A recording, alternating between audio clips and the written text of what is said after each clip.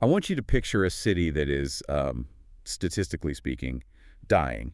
Which is a grim way to start, but yeah. It is, Yeah. but it's true. It has lost nearly 20% of its population in just 2 decades. Right. The tax base is shrinking, the schools are emptying out, and the average age is just climbing higher and higher. So standard logic says this place should be cutting budgets, right? Yeah, managing a sort of graceful decline. Exactly. Closing libraries, austerity measures, fading into obscurity. That is the standard playbook for rural Japan. And honestly, for a lot of the post-industrial world right now, you cut costs, you consolidate, and you just try to keep the lights on. But today, we are diving into a stack of documents from Kaga City in Ishikawa Prefecture. Specifically, their fiscal year 2024 policy reports and financial highlights. And they are absolutely not managing a decline. Not even a little bit. No. They are building a testing ground for flying cars, they are minting NFTs for digital residency, and they're teaching first graders how to code AI. It is such a fascinating case study. We are looking at a city that decided to operate like a high-growth startup rather than a traditional municipality. Yeah. Our source material today covers everything from their response to the January 2024 Noto Peninsula earthquake to, press releases about their partnerships with NASA engineers. Which is crazy for a town that size. It's a strategy led by the vision of their former mayor, Riku Miyamoto, and it's called Be the Player. Right, in all caps. Yes, very emphatic. Yeah. And that is our mission for this deep dive. We're going to figure out how a shrinking city transforms into a smart city powerhouse. It's really about shifting from being a passive administrator of rules to an active player in the market. And the stakes couldn't be higher because Kaga City isn't just fighting economic trends, they are fighting demographics and geology. So let's start with that hard demographic reality. Yeah. The population dropped. Kaga went from about 74,000 people to roughly 61,000 over 20 years. That's about 13,000 people gone. Right, which is a massive loss of taxpayers. Conventionally, that leads to a fiscal death spiral. Less money means worse services, which makes even more people leave, and so on. Exactly. But when you look at the general account settlement for fiscal year 2024, that spiral just isn't there. Yeah, the numbers surprise me. Right. Their revenue was approximately 39.2 billion yen against expenditures of 38.4 billion. They are operating in the black. How is that even possible? You can't just wish for more revenue when your population is vanishing. This is the first really key insight from the reports. They stopped treating local property and resident taxes as their only revenue streams. Kaga City aggressively positioned itself to be designated as a National Strategic Special Zone. Okay, define that for us, because it sounds like heavy bureaucratic jargon. It does. Think of it as a government-sanctioned sandbox. By winning this designation, they unlock specific deregulation. And crucially, they get access to national grants that are intended for research and development. So they essentially pitched the national government? Yes. They basically said, give us the cash to test risky technology here out in the countryside so you don't have to disrupt Tokyo. They effectively raised venture capital from the state. So they are funding their city budget through innovation grants. That sounds a little risky, though. If the tech projects fail, does the money stop? It is a bet. It's definitely risky. But look at how that investment philosophy paid off during the Noto Peninsula earthquake on January 1st, 2024. That was not a theoretical crisis. Right. The report goes into a lot of detail here, and this is where the whole smart city concept actually hit the ground for me. Yeah. Usually, disaster relief is chaotic, but Koga did something with their hotels that I found really surprising. They leveraged their core industry. Kaga is famous for tourism, specifically its onsens, the hot springs, and the traditional ryokan inns. Yeah. Instead of treating these as private businesses that just needed to shut down and board up during the crisis, the city instantly converted them into secondary evacuation shelters. The data says they accepted over 2,500 evacuees into those hotels. And just think about the difference in the human experience there. Usually, evacuees are sleeping on the floor of a freezing school gymnasium with a thin blanket. Yeah, we've all seen those news clips. Exactly. But here, they were in private rooms with heating, proper bedding, and hot springs. It was a massive logistical pivot that turned private, peacetime business assets into emergency social infrastructure overnight. That is a total paradigm shift. But the report also mentions upgrading the actual evacuation centers, like the school gyms. And this is where I saw the tech budget actually touching real lives. It wasn't just fixing cracks in the wall. No, they took a build back better approach. It wasn't about restoring, it was upgrading. They installed proper air conditioning in the gyms. Which is huge for summer emergencies. And they also upgraded the city's disaster radio receivers. This is a great example of inclusive tech. They added text display functions to the receivers. For the hearing impaired. Exactly. In a traditional disaster scenario, deaf residents are often the last to know because warnings are entirely auditory. Sirens, loudspeakers, radio broadcasts. Wow. Yeah, I never really thought about that. Kaga used the recovery budget to install these text-based systems. So they used the crisis to upgrade the hardware of the city to be more resilient and inclusive.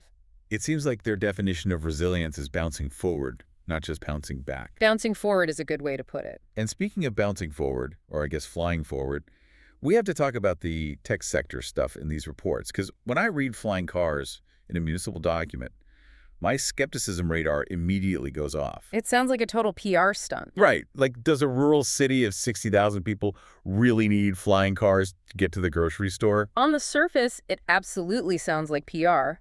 But if you look at their ground mobility changes first, the logic starts to reveal itself. They did something terrifying for a traditional city planner. They abolished fixed bus timetables. That sounds like total chaos. You just stand at the bus stop and hope something shows up. No, you don't stand at the stop at all. They implemented an AI on-demand transport system. It operates much more like a ride-share pool. You summon the vehicle via an app or a phone call, and an AI calculates the route in real time to pick up multiple passengers in the most efficient way. So it's public transit, but routed like Uber or Lyft. Correct. Because for a shrinking population that's spread over a really wide rural area, running big, empty buses on fixed routes all day is a massive money pit. Yeah, that makes sense. AI routing is actually the fiscally responsible choice, and on top of that, they are testing Level 4 autonomous vehicles, they call them the EVO, on public roads. Level 4 means no human driver, right? The car handles everything within specific geographic zones. Yes, fully autonomous in those zones. They are running these between the train station and the hot spring districts. But the flying car initiative, the eVTOLs, which stands for Electric Vertical Takeoff and Landing Aircraft, that's the next layer. They established the Kaga City Next Generation Air Mobility Consortium in November 2024. And the partner list in that consortium is heavy. Japan Airlines, JAXA. These aren't tiny startups. I saw a note about JL Engineering setting up a maintenance-based concept there. That is the signal that this is a real initiative. JAL isn't going to set up a maintenance concept just for a PowerPoint slide. Yeah. They are actively looking for a place to train mechanics for the future of aviation. But why Kaga? Why not a facility closer to Tokyo? That is the big question. And the key insight here is the digital twin initiative. Okay, explain that concept for us. We hear digital twin a lot in tech, but what does it actually mean for a whole city? Kaga City maps their entire geography and physical infrastructure into a highly accurate 3D virtual replica. Oh, wow. Yeah. So before Wiskero, which is the Boeing subsidiary they partnered with, before they fly a single autonomous air taxi in the real world, they can fly it thousands of times in the digital twin. I see. They can simulate wind tunnels between buildings, test noise pollution levels, and map out emergency landing pads with zero real-world risk. So the city provides a simulation sandbox that a place like Tokyo just can't offer, because Tokyo is way too complex to map and regulate that quickly. Precisely. Kaga monetized its ability to deregulate and digitize. They're essentially selling certainty to these massive global tech companies. They're saying, come here, break things in our computer simulations safely, and then build it for real in our open skies. That is brilliant. You prove it in the computer, then you prove it in the sky. But a sandbox is entirely useless without people to play in it. Which brings us to the talent problem. You can have all the JL partnerships you want, but if everyone in town is retired, who is actually doing the work? This is where their strategy gets very creative and honestly a little controversial in traditional government circles. They realized they couldn't attract enough full-time physical residents immediately, so they aimed for what they call related populations using the eKaga citizen program. And this involves NFTs, right? Yeah. I have to ask, is this just them jumping on a crypto hype train? What is the actual utility of an NFT for a city? It's really not about the crypto hype. It's about verifiable digital identity. The NFT serves as a secure digital residency card. It allows people who don't physically live in Kaga to access certain administrative services, participate in community planning, and even stay in local facilities at resident rates. So it lowers the barrier to entry for being part of the community. Exactly. You can be a digital citizen before you make the leap to become a physical one. It's kind of like a freemium model for citizenship. Freemium citizenship. Yeah. That's a wild concept. But is it actually converting people? It is. Look at the example of George Garaspe in the reports. The NASA engineer. That story definitely stood out to me. Yes, he is a senior engineer at NASA. He originally came to Kaga for a robotics event called RoboRave, and he saw this whole ecosystem they were building. He ended up founding an AI startup called Future Ready Education right there in Kaga City. But he didn't quit NASA, right? He's still living in the U.S. He is. He utilized Kaga's startup one-stop center for foreigners. The city actively streamlined the bureaucracy so he could incorporate and manage his business remotely. They essentially removed the friction of international borders. That's a huge lesson. It wasn't just a marketing pitch of, come to our city, it's pretty. It was, we will literally do the paperwork for you. Exactly. Make it easy for the talent. And now you also have a company called Emblem moving into their innovation center.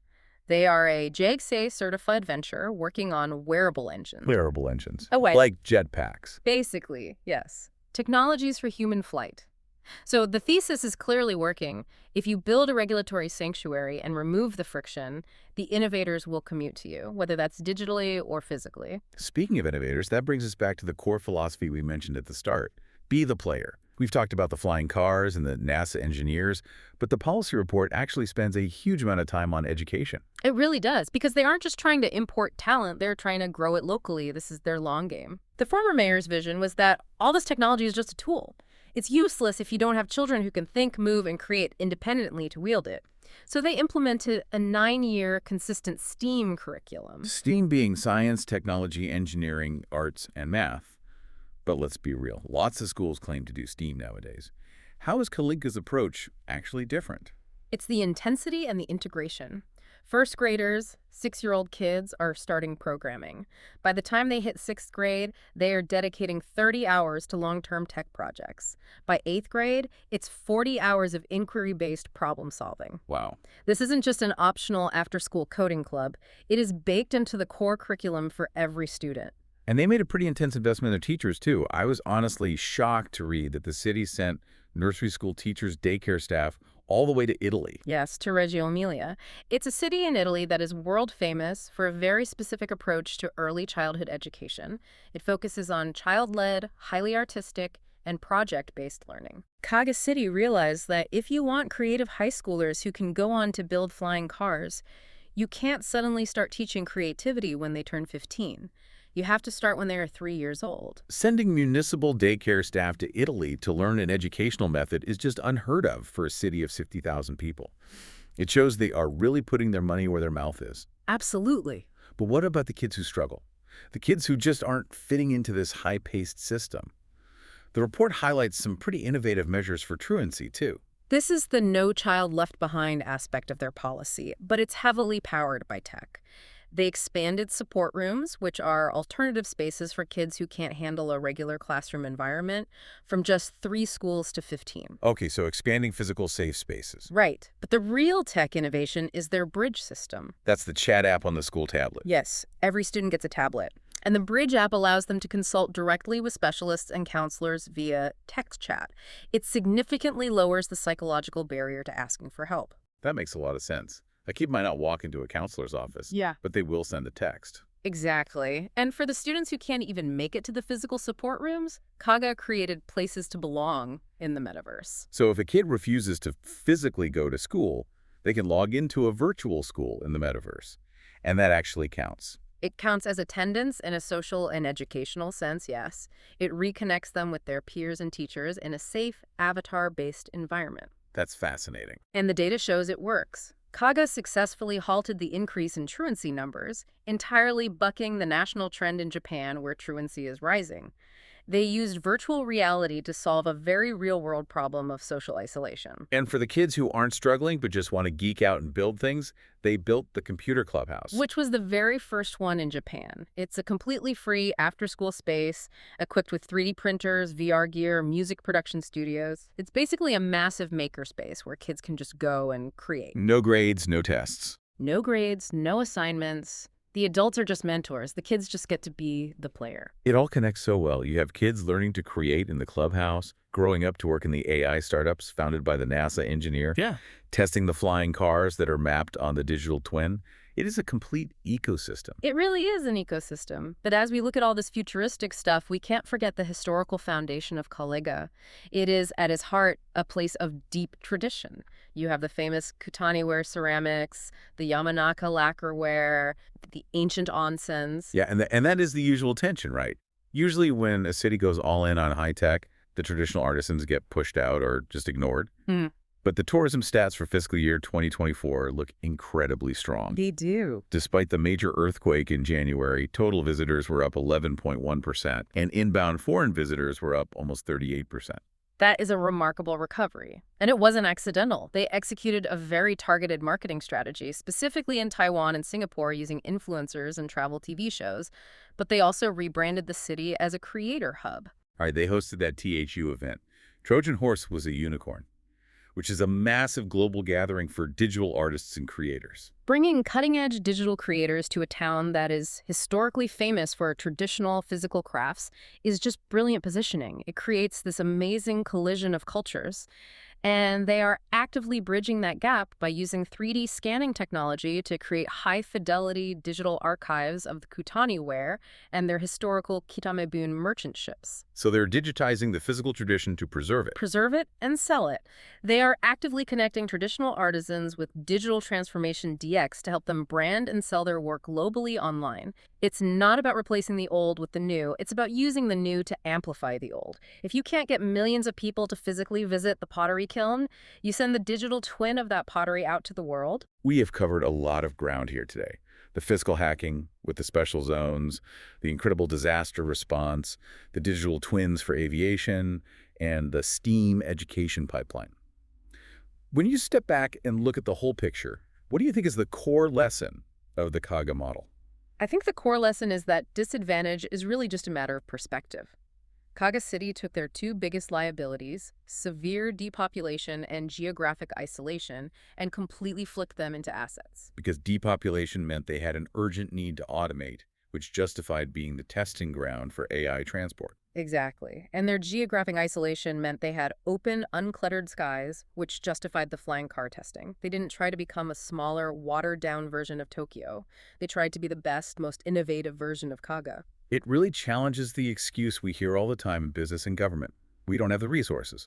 Kaga didn't have the resources either. They went out and hacked the regulatory system to get them. That's the essence of be the player. It applies to everyone listening to this right now, whether you run a city, a company, or just a small team. Are you going to sit around waiting for the rules to change in your favor? Or are you going to be the one who changes the game? That is a great takeaway. But before we close this deep dive, I want to leave you with a thought that kept nagging at me while reading through all their digital initiatives. Kaga is digitizing everything. They're using AI for minute-taking in government meetings. They have the 3D digital twin of the city. They're moving tons of administrative procedures completely online. They're building the frictionless city. Exactly. But it raises a really provocative question for the future. If government friction is removed entirely by AI and municipal services become invisible and automatic, what does the community of the future actually look like? That's a deep question. If you never actually have to go to City Hall, if your local bus has no driver to say good morning to, if your residency is an NFT, is the city still a place we live in, or is it just a platform we log on to? Wow. A city as a platform. That is a little mind-bending. I guess we will have to keep watching Kaga City to see how that answer unfolds over the next few years. Indeed. It is the ultimate civic experiment. Well, that's all the time we have for today's deep dive. We hope you are leaving with some fresh ideas and maybe a little bit of that be the player energy to apply to your own life. Thanks so much for listening. See you next time.